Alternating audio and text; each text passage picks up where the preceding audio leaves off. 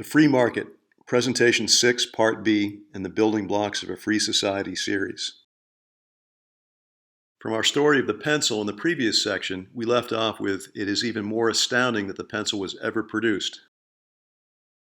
How were the activities of many thousands of people in different trades and industry coordinated to produce the pencil? Well, Adam Smith gave us the answer 200 years ago. Adam Smith's flash of genius was his recognition that prices that emerged from voluntary transactions between buyers and sellers in a free market could coordinate the activity of millions of people, each seeking his own interest in such a way as to make everyone better off. It was a startling idea then, and it remains one today, that economic order can emerge as the unintended consequence of the actions of many people seeking their own interest. Smith wrote that an individual who intends only his own gain is led by an invisible hand to promote an end which was no part of his intention.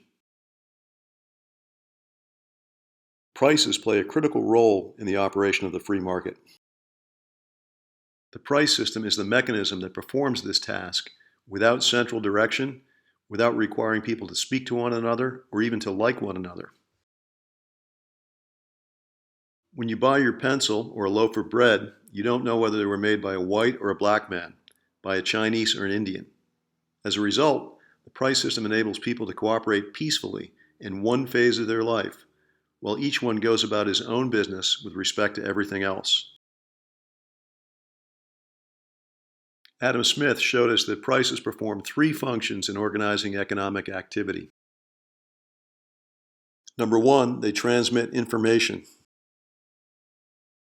Two, they provide incentive to adopt those methods of production that are least costly and thereby use available resources for the most highly valued purposes. And three, they determine who gets how much of the product or the distribution.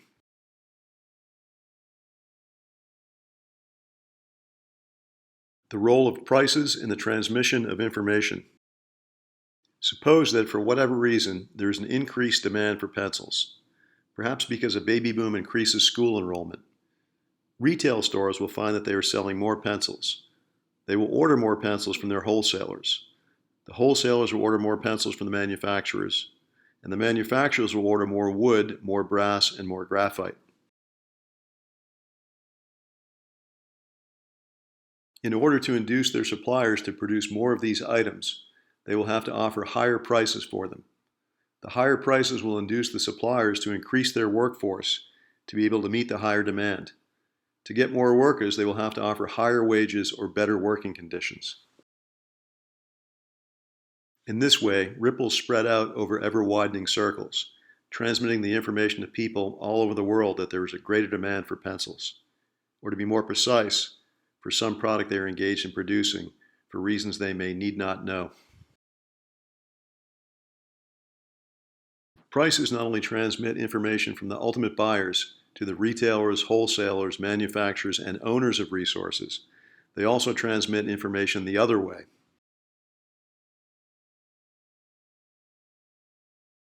Suppose a forest fire or strike reduces the availability of wood. The price of wood will go up. That will tell the manufacturer of pencils that it will pay him to use less wood, and it will not pay him to produce as many pencils as before, unless he can sell them for a higher price. The smaller production of pencils enable the retailer to charge a higher price, which will inform the final user to wear his pencil down to a stub before he discards it. Prices also provide incentives and determine distribution. One of the beauties of the free market price system is that the prices that bring the information also provide both incentive to react to the information and the means to do so. This function is intimately connected to the third function, determining the distribution of the product and income.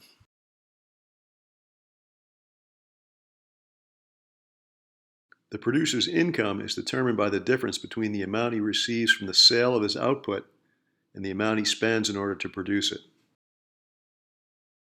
Prices therefore provide an incentive to increase or decrease production and to seek out the most efficient methods of production.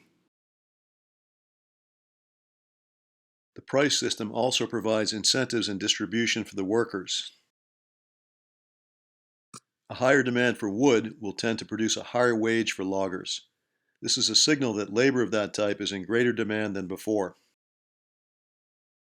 The higher wage gives workers an incentive to act on that information. Some workers who are indifferent about being loggers may now choose to become loggers. Anything that prevents prices from expressing freely the conditions of demand and supply interferes with the transmission of accurate information and prevents the free market from working.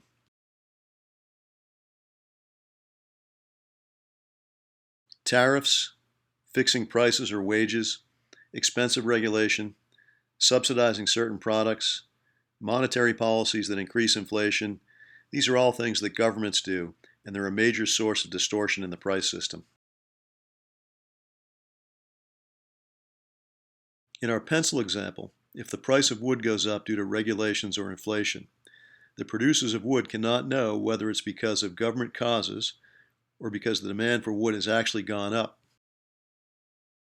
This information is important for the organization of production.